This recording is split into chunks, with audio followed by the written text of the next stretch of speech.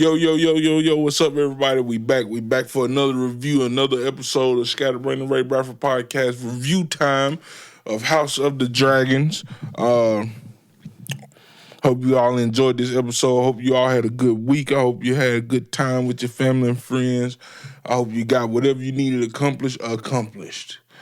Of course, today is time for them dragons. So we gonna hop straight into it. Look, I'm not an expert. I just want to let you know I'm not an expert. I'm not all things Game of Thrones, Song of Ice and Fire. I'm not that person. So don't expect really super detailed stuff. I just want to do thoughts, maybe a little jokey jokes every now and then, and review of what I've seen happen, and maybe tell a little spoiler or two if I see it. But this episode is really more thoughts. Like, what was this? How can we break down some of this that was happening? Because it was a lot happening. It was a lot happening in this episode, and it was a little longer than normal, so it was a lot happening. Forgive me. I want to say that while I'm doing this. I am eating sunflower seeds, but I'm trying to stay woke. It's been a long weekend. Had a gig Friday. My gig. Had a gig Saturday in Columbus. Woke up early for church today. Been moving around, so I'm a little tired. But I'm eating sunflower seeds to keep me woke, keep me focused, laser focused. I need to be laser focused. So like I said, we're going to get straight into it. I may jump around a little bit, but I'm going to try to go in order. So if you haven't watched the show and you want to watch a review that kind of do it in real time that was happening on the show, this should be a little better for you. Hopefully I don't get too off track.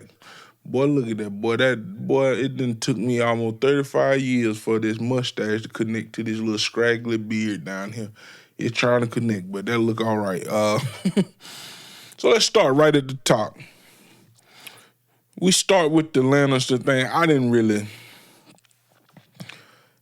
see nothing that I need to remember from that. I think that was just I don't know, but it's an opening scene, so it may be something important. But I didn't see nothing in it that I was like, maybe I need to keep my eye on this. I just know the Lannisters ain't jack squat, and they really ain't nobody that I want to care about until Game of Thrones. But you know what's funny?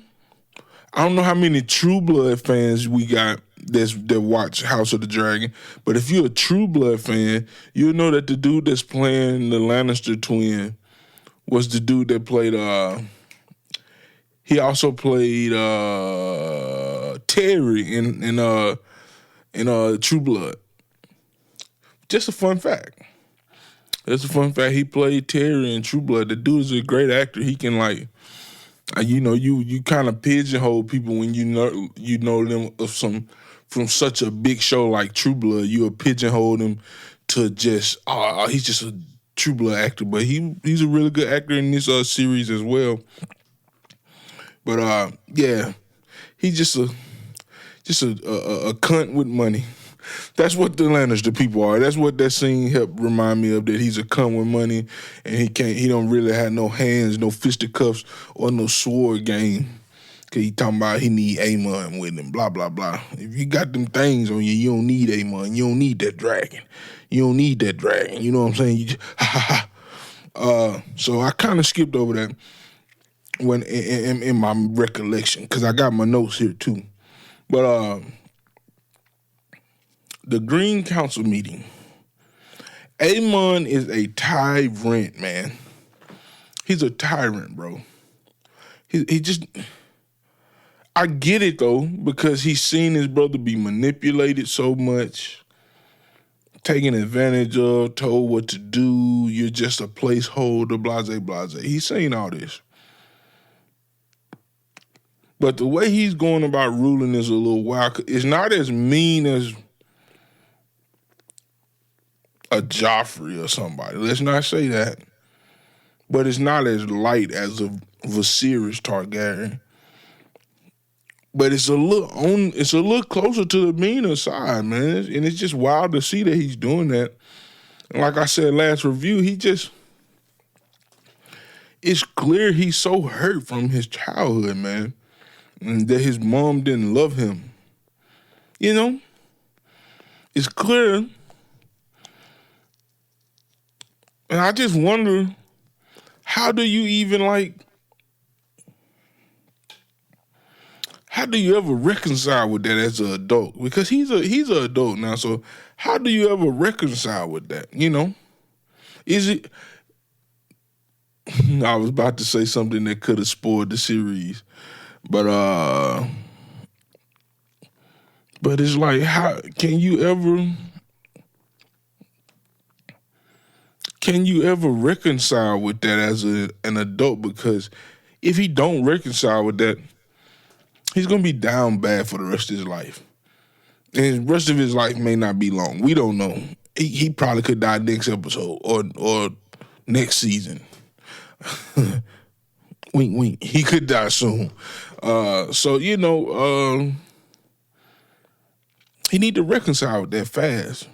His mama tried to give him a little reconciliation, but he ain't want it. So we're gonna pray for him. But it cut straight to the Black Council meeting. And it was great to see, excuse me.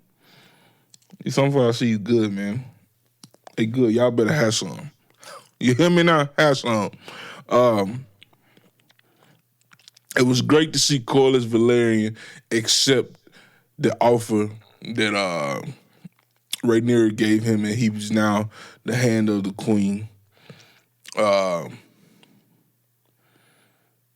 Them folks still ain't trying to listen to Rhaenyra, though.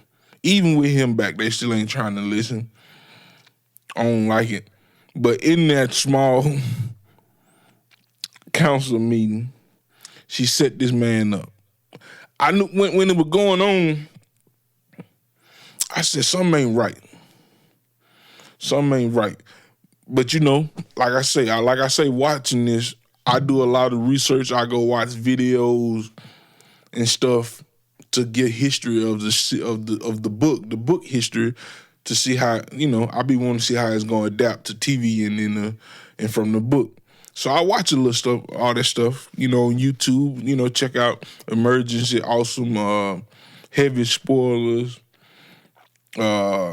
Screen Crush. So I watch all these places, even the little Fire and Blood channels and all this stuff, the channels that just have the cartoon history. So I go watch this stuff. So I knew that at one point, they're going to show people having to die trying to ride these dragons. They try to find the people who got the bloodline and that could ride the dragon. So I knew that was going to happen.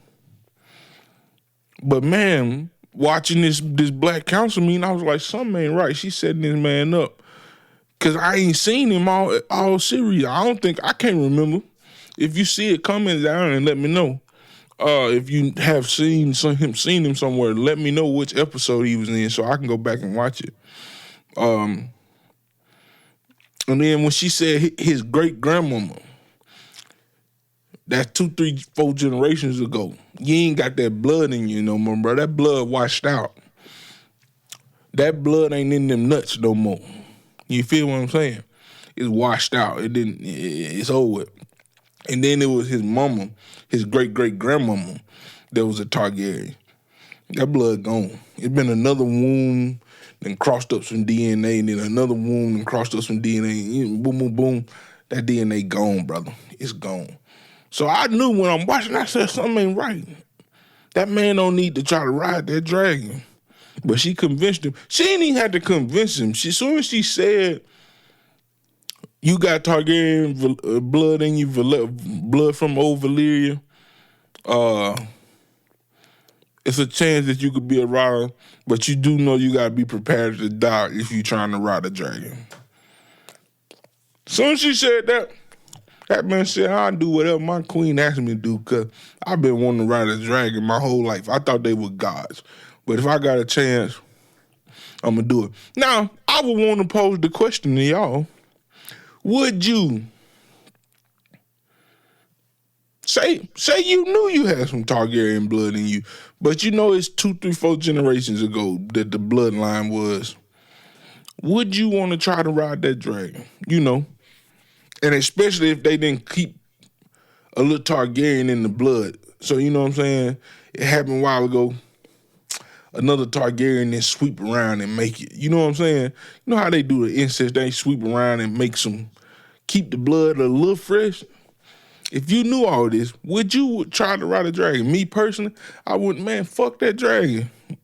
Hey, Queen Rhaenyra, I don't mean no disrespect, and I hope you don't kill me when I tell you this. But I much more would rather, I just keep fighting. I got a sword. I'm pretty good with my sword. I can handle myself. I'd rather help you that way. You want me to go to King's Landing and kill a man or two? I do that. But if you want me to try to ride that dragon, I don't know about that. Man was brave, though. He was brave, and he said, let's do it. Okay. Then the scene cuts to Daemon at Harrenhal. Look here, man. This was, to me, the best episode of Daemon so far this season. Because last season he had a few good episodes. But this episode was amazing. Just to see his range. The range of emotions he felt the whole time. Because, shoot, he popped straight in on a dream with his brother. But it's like, I think the dream, that happened, I think he was reliving something that happened already. Or he was just in the vision of something that happened already. Because that happened last season, if I'm not mistaken. Did that happen last season? I can't remember. Yeah. Yeah, when he walked in the throne room after he had been gone for a while, and Viserys was like, I'm the only person that's taking up for you in court. I was like, whoa. But the scene went a little different this time, and you could see the real hurt from Viserys. You could see he hurt, man. Like, bro, you who I want to lead this to. I ain't got no son right now. You who I want to lead this to, and you just doing me bad. You doing me all wrong, man. What I'm supposed to do? What am I supposed to do? Then Daemon hurt. Open the door. Open the door. Open the door. I'm about to break down watching it. I'm watching it. I said, Lord have mercy, this ain't right. It shouldn't happen like this. Cool thing, though. That was a great interaction. And it even went on to show, I don't know if it's that woman, I forget her name all the time, but she reminded me of Massaria is from this series, but the red witch from from Game of Thrones, she reminded me of her. I don't know if she done something to Daemon, put a little something in him, or it's just Harrenhal is really cursed. But my man is struggling. He's struggling, man. I mean, struggling. And it did a number on his mind. He don't know whether he coming or going. Trust me, he don't know whether he coming or going. And then I love the conversation he had at the Godswood with the woman, because she was trying to put him on game too. Like, look, just relax, man. Stop doing what you would normally do. You normally would run away from stuff. Don't run away from this. Stick this out. You normally want to kill somebody. Blah, blah, blah. You normally want to do stuff for you. Don't do it. Sit back, relax. And it felt like she got through to him for a little second. For a little second, it felt like she got through to him because she started talking about, oh, you asking for help now. The mighty Daemon is asking for help. And he a little too prideful. He thought, no, I ain't asking for help. I'm asking for advice. They the same thing, bro. They go hand in hand. They go hand in hand. They lockstep. Then it cuts from there. This was the funniest scene in this episode, and I don't think this scene should have been funny at all. But soon as I seen that man standing there trying to claim that dragon. I said, oh, it's over with. He too scared. Cause look, if we remember, everybody that we've seen claim a dragon, even Jon Snow, everybody that we've seen claim a dragon, if they were scared, you couldn't visibly tell they were scared. When Aegon claimed Vhagar, Jon Snow claiming Rhaegar, I think it was, because Daenerys had Drogon, Rhaegar, and the other one. I forgot. I think he claimed Rhaegar. But when he claimed him, he was scared, but it was most scared of like just shock. He just walked up to him, put a hand on him, rest with him, moved, took right in with him. You know what I'm saying? You know, they had locked eyes already in the field, and they were cool with each other. They had it here. But this man, you could tell he was shook. He praying to God. That dragon, like, bro, you praying to the wrong person, bro. I'm finna do something to you if you don't shake back. You know what I'm saying? Then these people out here talking about Sea Smoke obeyed. Sea Smoke obeyed. With a little stick. Man, what you gonna do with that stick to that doggone dragon? I'm just looking at this thing like, bro, these folks is crazy. Why on God's green earth would you bring this man in here if he ain't 100% confident, like, I'm finna ride them up?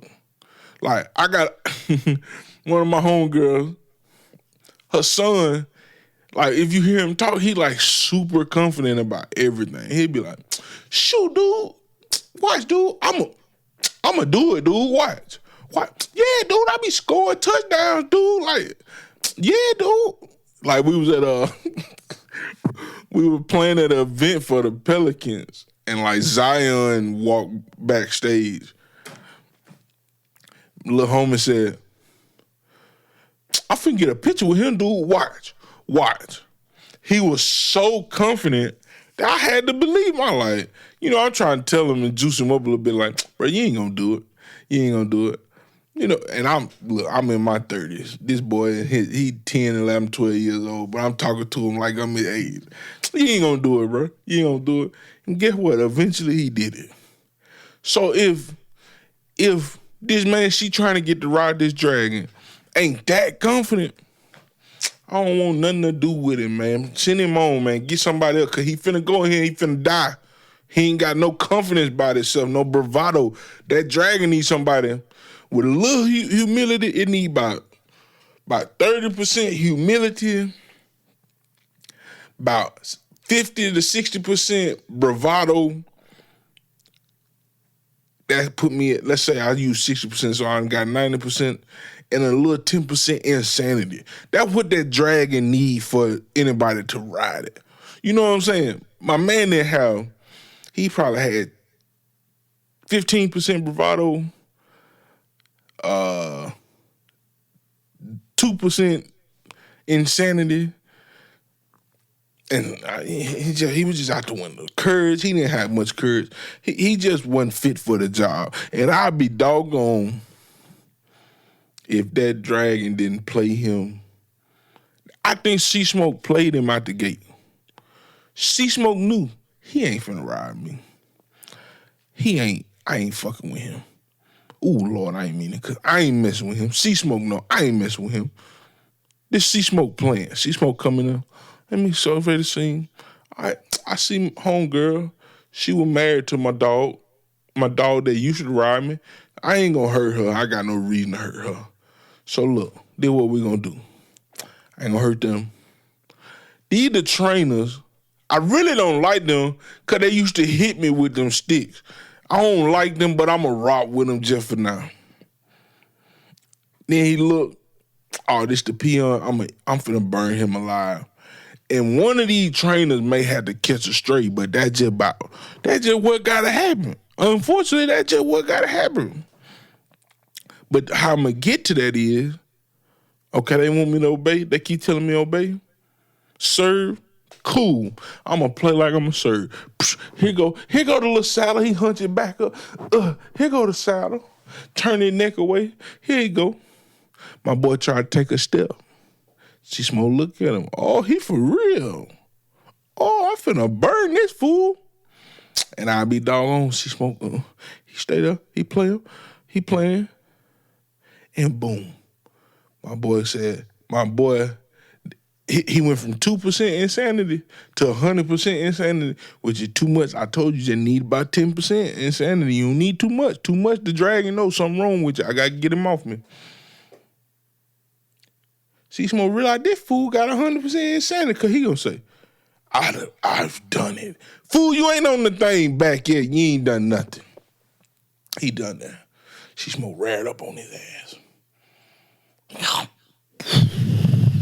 I said, boy, why is this so funny? And they all get scared. But something that was crazy, I want to know why the dude cut his throat. Why did the trainer cut his throat? Did he want to just die? Do you think he died faster after he cut his throat? Is that the case? He died a little faster? Because he was going to die either way, because ain't nobody to put out the dragon fire, so you're going to die either way. But do you die faster that way, or... And then he burnt that dude with all that arm on, man, melted arm on him. Lord. Oh, Lord. It's crazy. That's the funniest episode of this. I mean, that's the funniest thing of this episode. I'm telling you, by far. And it should not have been funny. There was no reason for it to be funny, but it was funny. Because like I said, I knew at the Green Council, she set him up for failure. Set him up for pure failure.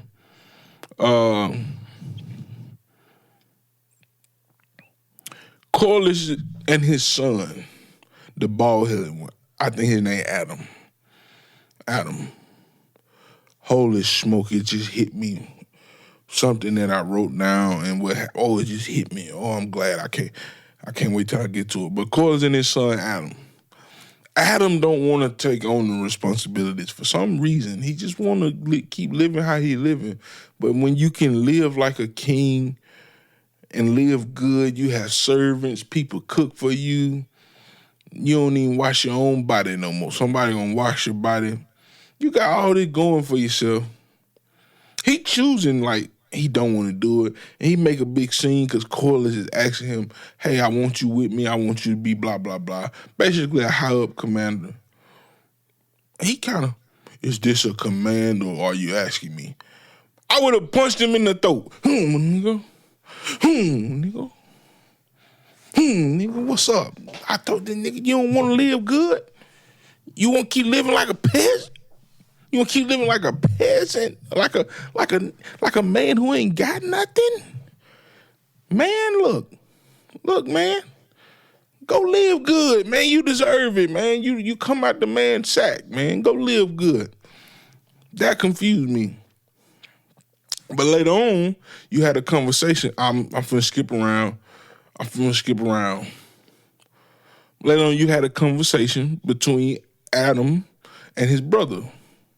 And his brother want all that. His brother want the lordship. He want to live good. He want to live comfortable. He want the servants. He want all these things. So you see the duality of people. Like each person in life has a duality side, but you also see the duality of people that live under the same roof, that grow up under the same roof. One person can want so much better, and the other person can be like, I'm fine with where I'm at. Especially if you ain't want to give it to me out the gate, I'm fine with where I'm at, or I work hard for it. It's like, bro, you don't have to work hard for it no more. He's trying to give it to you. And it's amazing to see the duality. But even after their conversation of Adam and his brother, it's what happens at the end of the episode that really hits the nail on the head. But we'll get to that. I'll skip the pub scene. The pub scene was very point blank. Like, we're spreading rumors. We're just gonna spread rumors. Masaria is a wizard the way that she handles Rhaenyra.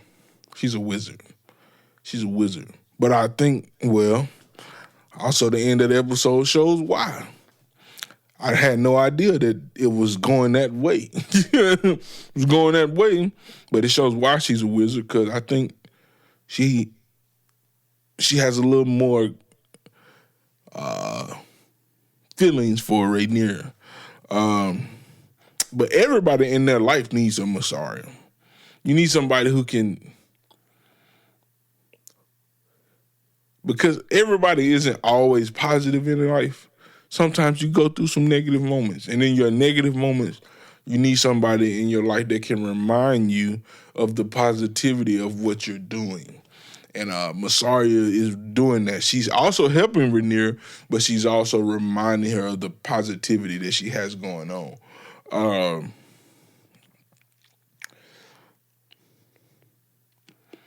Aemon and Larry Strong.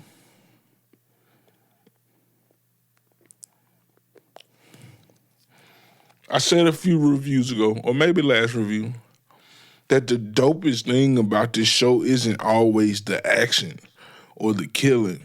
It's really the game that's being played between everybody and how everyone is trying to position themselves for power or whatever they position themselves for. And we all know Larry Strong, Sir Clubfoot, is trying to position himself in power, but I think he's gone as far as he can go. He's gone as far as he can go. And the interaction between him and Aemon Targaryen was very Aemon One-Eye Targaryen, because once you learn all these names, you have to realize, like, these names keep repeating themselves, especially in the Targaryen bloodline. So you have to learn the little things that make them stand apart. So Aemon One-Eye Targaryen, Aemon One-Eye, he's not to be played with, and Larys is trying to play with him. And Aemon had to let him know, you think I'm a fool? Huh? You think I'm a fool? You think I'm going to put you as my hand?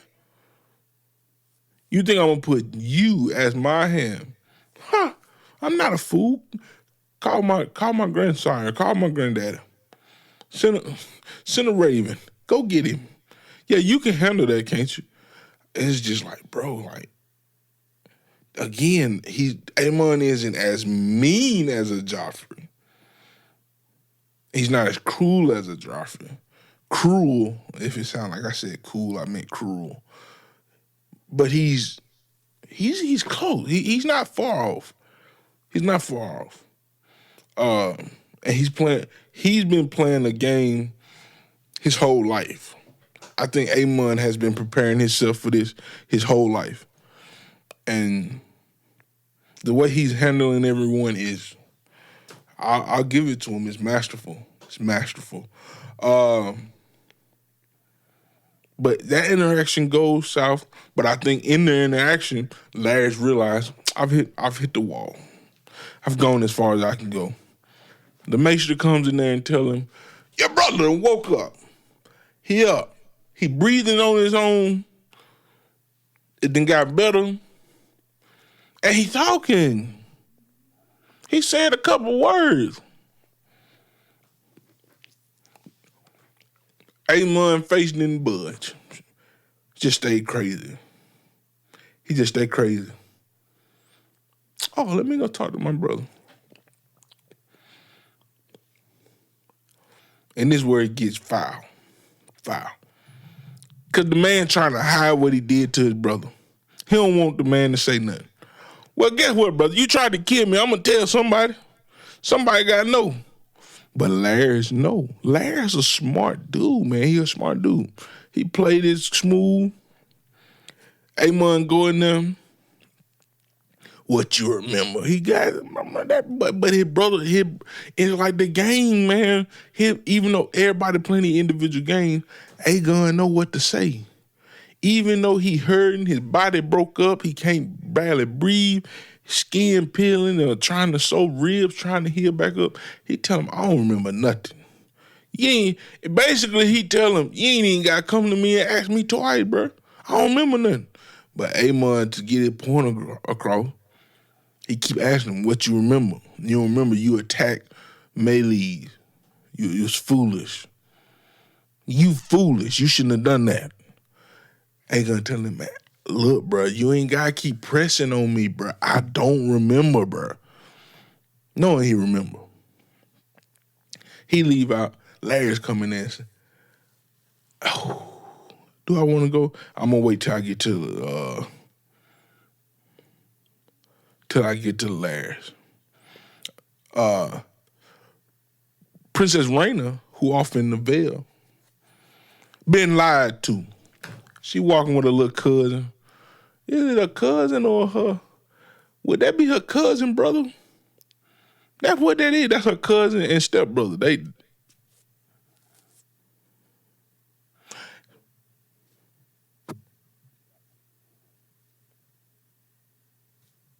When you see him, do you say, what up, cuz? Or you say, what up, brother? Or what up, stepbrother? Or what up, nephew? No, it ain't nephew. It's weird. It's a weird thing. I'm trying to really think about that because she the daughter. Yeah. She the daughter of the boy who left. She smoked last ride, Lenore Valeria.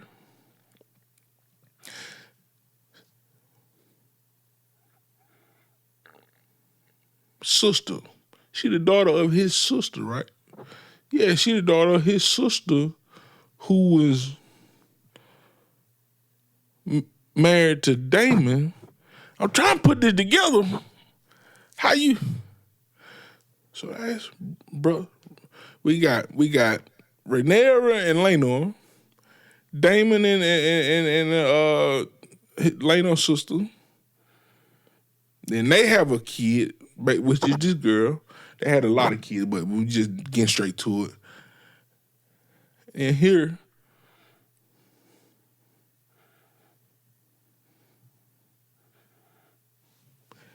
that ain't my place. The Targaryen bloodline all messed up. But anyway,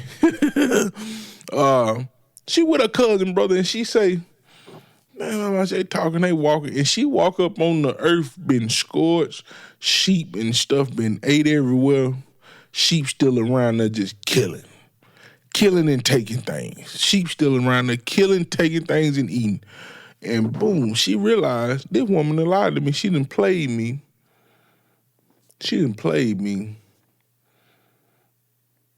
And she trying to send me off. She go back talk to the woman, and she say, look here, you played me. In a nice way. She said in the most respectful way, you played me. And then I think she got it on her mind like, look, you ain't finna ship up out no Pinto. I'm gonna go claim Sheep Stealer. Me and Sheep Stealer gonna become best friends, and we gonna stay here.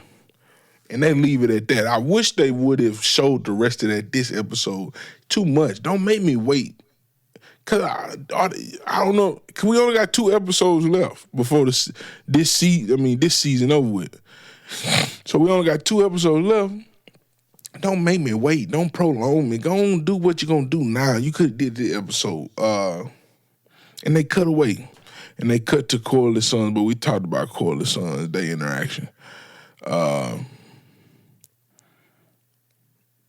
Rhaenyra and Jace talk.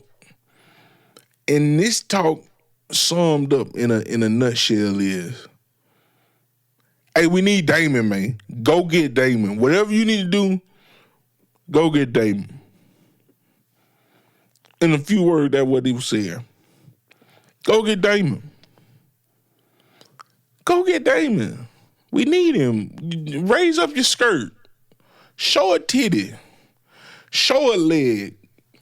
Show an arm. Do something and get Damon back. We need him. We not gonna win this. We can get all the Riverland. We can keep the ships and stuff. We can do all this. But if we don't got Damon and his dragon, not just Damon, we need his dragon, we gonna lose. Mama, we gonna lose. We gonna lose big time. Mama don't want to hear that. See, I'm tired of hearing about Damon. If I can go a day without hearing about Damon. All right, miss, I don't want to hear about Damon. You keep on. Keep doing what you're doing.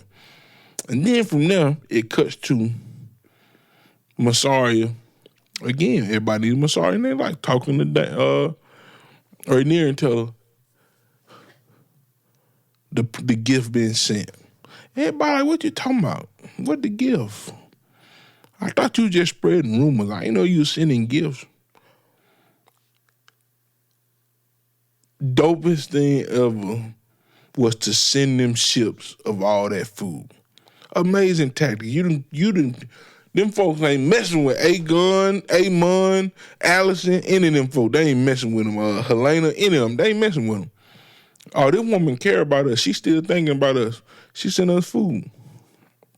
Messed the game up. And then from there, it cuts to, before it cut where I'm going, I think that was the most, Messiah was brilliant for that.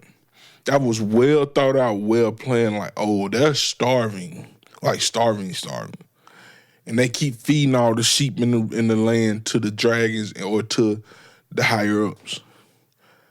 If you do this, these folks gonna love you, and it ain't much you gonna have to do in King's Landing.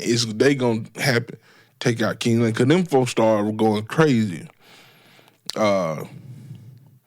In the whole city, and I'm glad the shots they were showing of the streets, people running around like little ants and stuff, were amazing. That was beautifully played to the blacks, and I'm Team Black. That was beautifully played. Then it cuts to Allison trying to comfort Aegon.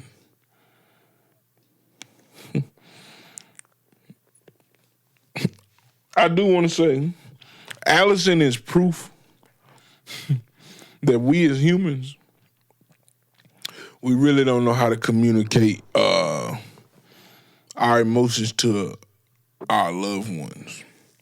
The vast majority of humans, we don't know how to communicate our emotions. We don't know how to show love. We just don't. We don't. And it's amazing to see. And she's a prime example. She don't know how to actually show love to her kids. She don't know how to comfort her kids, when to comfort her kids. She's trying to do it at an older age. And it's like, man, them kids old now. It ain't much you gonna do. It's gonna have to be a serious situation that's gonna shake whatever they got going on.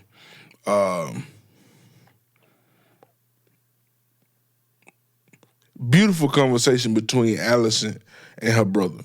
Beautiful conversation. It really humanized her. Where she owned, like, yeah, my kid that didn't grow up with me, who's 16, he kind. He got love. All the women love him. He's a good fighter. Blase, blase. He got kindness and he didn't grow up with me. But the kids that grew up with me, oh, no. They don't have a kind bone in their body, and they screwed up. And she admits, was it me? It had to be me. And that's a prime example. It most likely was you, because the kid that didn't grow up with you, he fine. He ain't crazy in the head. He ain't trying to play the throne games. He ain't trying to play for the throne. He probably cool with where he at. It'll be the Lord of what he gonna be the Lord of, and be fine with that. But the other kids knew they had to play the game. And also, them folks should not have let her go to that high septum to light no damn candle. Keep that woman in the red keep, man. Because every time she go outside that red keep, she almost lose her life. Something almost happen. And she almost lost her life today. I don't think it helped that night cut off that man's hand. It just made everything worse, because you already ain't feeding them, and then you willing to kill them instead of just knock him out. You willing to kill them or seriously maim them. Didn't help. So I can't wait to see what happens from that.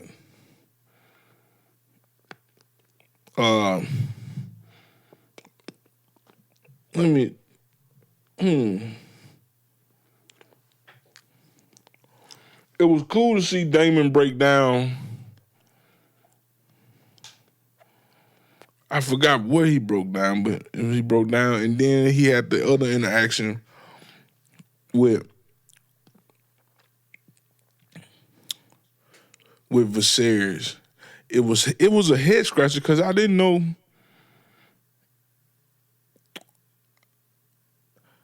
I didn't know what it was for. I didn't know. I don't remember because we never seen a scene of that. So I just didn't get that. I didn't get that.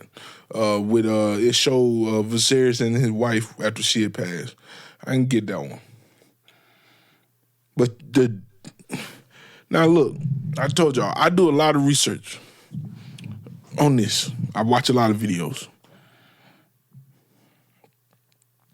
Ain't nobody said nothing about Sea Smoke found his rider or Silverwing. I don't know which one it was. I think it was Sea Smoke at the end.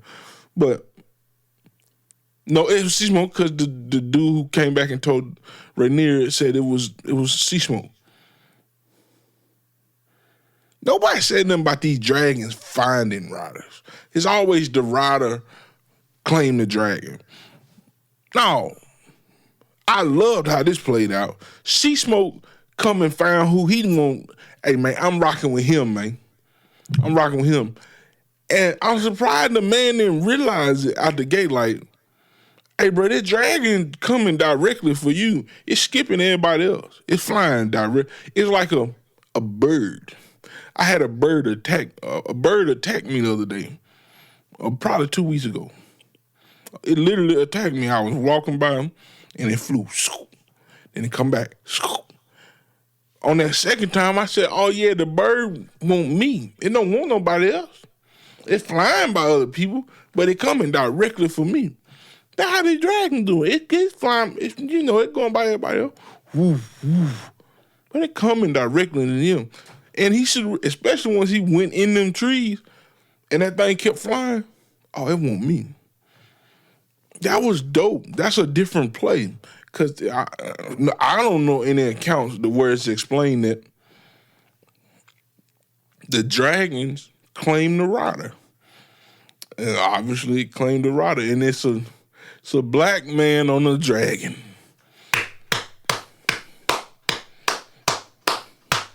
It's a black man on a dragon. I am ecstatic to see. I am ecstatic to see what's gonna happen from this black man riding this dragon. I hope he kills somebody fast. We deserve it. We deserve to ride a dragon and kill somebody. We deserve it because they've been messing us all over history. And guess who it is? It's Corlys Valerian's son, the one that want the grand life. It's his son, the one that want the grand life. Well, you got the grand life now. Because they got to give it to you, brother. If they don't want to give it to you, they got to give it to you because they know that dragon will burn everything down. And if he can fight too, if he can get off that dragon and do what he need to do, oh, Deke, they owe it to you now, Deke. They owe it to you. And I live by the saying, don't nobody owe you nothing in this life. But guess what? Now that you got a dragon, they owe you.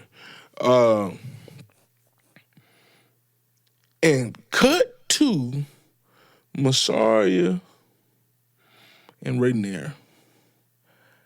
The scene is going, and they uplifting each other. They doing some woman stuff. They uplifting each other, woman down, woman uplift a friend, uplift, and then it get a little here, and it go from just a regular hug like this to a ooh. And I'm watching. I say, why they go from this to this? Not like, see, notice when I'm doing this, I'm just barely putting the hands down. It ain't like a tight embrace like, my dog. Yeah, it's like ooh, you soft. Ooh, you smell good. Ooh. They get to doing, they get to dancing, and they pull apart, and they lock up. I said, I wasn't expecting this. Where this come from? Who? Now, when they were hugging, I look at Rhaenyra's hands. I said, Rhaenyra got some big hands. Now, I know that she all woman. Now, Rhaenyra all woman. But I said, she got some big hands. She got some big ones. In that world with hands a little big like that for a woman, I can see her taking a woman down through. And she was about to take Mysaria down through there. You listen to me now. She about to take her down through there, but that man come on through that door. Boom. And he dropped that news on her. He dropped that hammer on her. C-Smoke just was spotted flying away. He got a rider. What? Oh, we gotta go empty the clip. Who this is? And I ain't like they ended like that. They ended on such a cliffhanger like that. So, but we all know who the rider is, of course. But I'm ready to see the interaction. And is he gonna claim Team Black or he gonna claim Team Green? I know one or two of them gonna turn on Team Black. They gonna join Team Black. You know, cause it's like 4 dragons that gotta get claimed. You got Sheep Stealer, C-Smoke, the big dragon, the third biggest dragon. You got Baylor, the Black Dread, Vagar, and then it's the third biggest dragon, Vermithor. So you got C-Smoke, Silverwing, Vermithor, and Sheep Stealer. I think those 4 are gonna get claimed for sure and be Team Black. But I think out of those 4, it's some that trade on Team Black and they go Team Green. So I'm praying this ain't my dog. You black, man. Don't do it like that, bro. Don't be a typical black person. We get a little power when we go crazy. Don't do that. We praying he don't do that. But I don't know. We're gonna see. So I can't wait to see that interaction between them and what's to come from that. I'm sure we'll see Sheep Stealer claimed by Raina soon. Of course, she gonna be ready to join the battle. It was cool to see them pay off Lord Corley's son. I forget the other name. I know one of them is Adam, and I forget the other one, the one that claimed the dragon. It's cool to see how they paid that off because they've been showing him all season long looking at the dragon. I don't know if he's been looking at C-Smoke or what, but I think it's C-Smoke he's been watching because it's always C-Smoke going over the water or something. So, and I'm sure C-Smoke is more of an aquatic,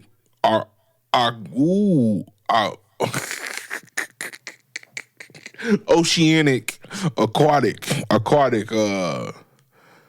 He has an aquatic taste. He likes fish probably because he was raised around the ocean, so he probably fed on a lot of big fish and stuff, or even small fish. He probably fed on a lot of that. That's in his diet. So C-Smoke is that. So it was cool to see them pay C-Smoke off with that. And then it also being the fact that, like, it's the same bloodline. Like, Laenor's dad is this boy's dad. So it was cool to see that paid off that way.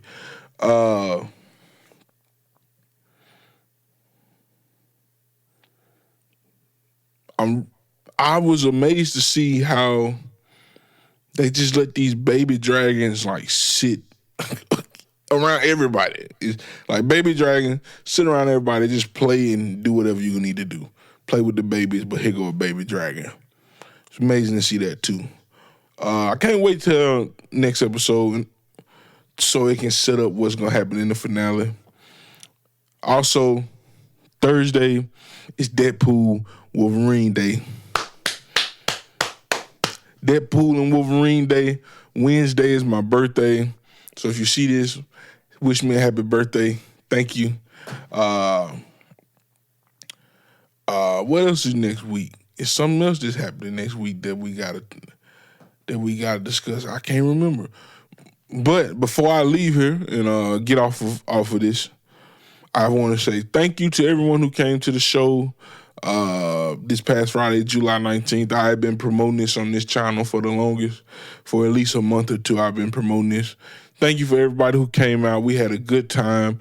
Videos and audio will be released soon from this. Like soon, probably in the next 2 to 3 weeks, maybe earlier than that. They will be released soon. I just want to send a huge thank you. Thank you to Fat Cat. Thank you to Cade. Thank you to the band, everyone in the band. Thank you, Liv. Thank you, Jacob. Thank you, Ed. Thank you, Ben. Thank you, Jamon, thank you, Chris. Who am I leaving out? Anybody? Thank you, Tyson, for doing sound. Thank you, Will and Dino, for doing videography. Yeah, appreciate everybody, man. We're gonna do it again, November 1st. Mark your calendars. November 1st, we back. That's a Friday. Same time, same place, same bat channel. So y'all come out, mark your calendars to come back out. Hopefully music will be out before then. So, yeah. Again, that's been Ray. That's another review time episode of Scatterbrain and Ray Bradford podcast. Hope y'all dug it.